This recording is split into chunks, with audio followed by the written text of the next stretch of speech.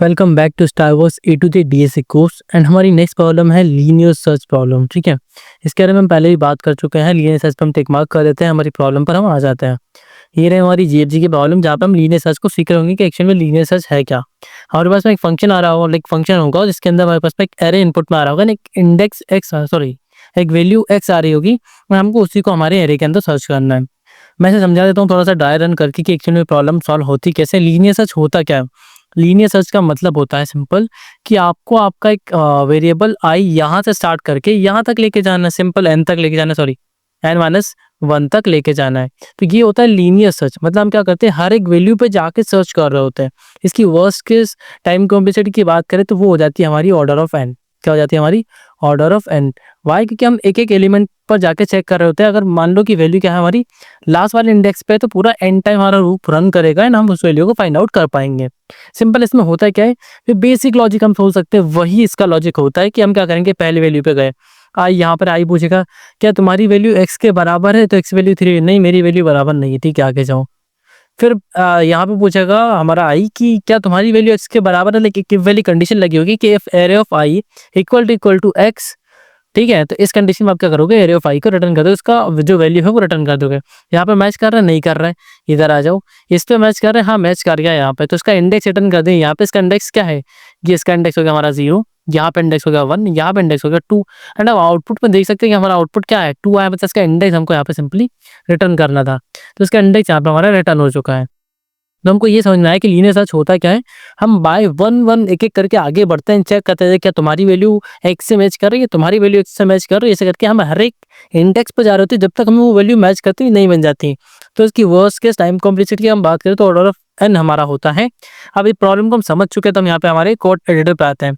सबसे पहली चीज हमने क्या समझी कि हमें एक आई वेरिएबल रन करना पड़ेगा, लाइक एक लूप रन करेंगे हम। इंट आई इक्वल, आई की स्टार्टिंग में 0 रहेगी, जाती कहाँ तक रहेगी हमारी एरे डॉट साइज तक। एरे डॉट साइज तक यहाँ पर जाएगी, मतलब उससे कम तक जाएगी, एरे n-1 तक जाएगी। एंड यहाँ पे आई प्लस प्लस होगा हर बार।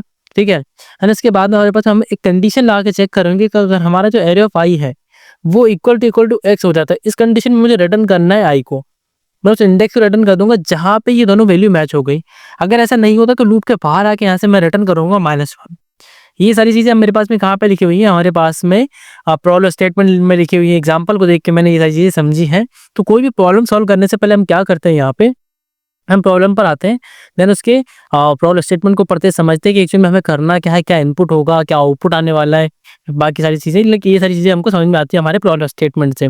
एंड हम और ज़्यादा क्लेरिफाई करते हैं और ज़्यादा अंडरस्टैंडिंग हमारी बिल्ड करते हैं by seeing the example, by understanding the example. यहाँ पे कुछ छोटी मोटी एक्सप्लेनेशन लिखी होती है जो हमें यहाँ पे सारी चीज़ें बता रही होती है कि कैसे प्रॉब्लम है, क्या आउटपुट आया, कैसे आउटपुट आया, सारी चीज़ें। और उसके बाद में यहाँ पे हमारे पास में कंस्ट्रेंट वगैरह दिए होते हैं कि टाइम कॉम्प्लेक्सिटी क्या है, स्पेस कॉम्प्लेक्सिटी हमारे पास में क्या है, क्या वैल्यू, लाइक जो हमारे पास में एरे आ रहा है उसकी साइज क्या हो सकती है, मैक्सिमम मिनिमम क्या हो सकती है, हर एक इंडिविजुअल एलिमेंट की साइज क्या हो सकती है, मैक्सिमम मिनिमम, एंड जो हमारा एक्स आ रहा है उसकी साइज क्या हो सकती है। लेकिन जो भी वेरिएबल्स होंगे उनकी साइज वगैरह के बारे में यहाँ पे डिटेलिंग होती है। टॉपिक टैग वगैरह में आप देख सकते हैं, लाइक जैसे यहाँ पे सर्चिंग लिखा हुआ है, तो सर्चिंग का कोई आप लॉजिक यहाँ पे परफॉर्म करके देख सकते हैं। यहाँ पे हिंट वगैरह हम मान सकते हैं यहाँ पे ने। एंड कुछ आर्टिकल वगैरह अटैच होते हैं इसके साथ में, जो लाइक इसके बारे में कुछ लिखा होता है, उनके बारे में, इसके बारे में कुछ एक्सप्लेनेशन होती है, कुछ सॉल्यूशंस इसके दिए हुए होते हैं वहाँ पे। अब यहाँ पे हमें सिंपल करना क्या है, कंपाइल रन करके चेक कर लेना है हमारा कोड सिंपल टेस्ट कैसे वर्क कर रहा है, नहीं कर रहा है। सो रेडी फॉर रिवैल्यूएशन के लिए हमारा code and simple test case पे वर्क कर चुका है। सिंपल में सबमिट पे क्लिक करूंगा एंड चेक करूंगा कि हमारा जो कोड है वो जितने भी टेस्ट केस क्वेश्चन पर लगे हैं सबको पास कर पा रहा है या नहीं। सो क्यूइंग में हमारा कोड रेडी फॉर रिवैल्यूएशन के लिए आ चुका है हमारा कोड। अब जितने भी टेस्ट केस है उनको हमारा कोड सक्सेसफुली पास करेगा। सो 1115 टेस्ट केस यहाँ पे शो कर रहे हैं, हमारा टेस्ट केस सब पे प्रोसीड हो रहा है। And you can see that कि इसने सारे टेस्ट केस को सक्सेसफुली पास कर लिया है।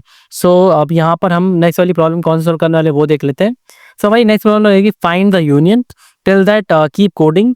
Thanks for watching this video. We will meet in the next video and solve the star wars A to Z DSA course array problem. Thank you.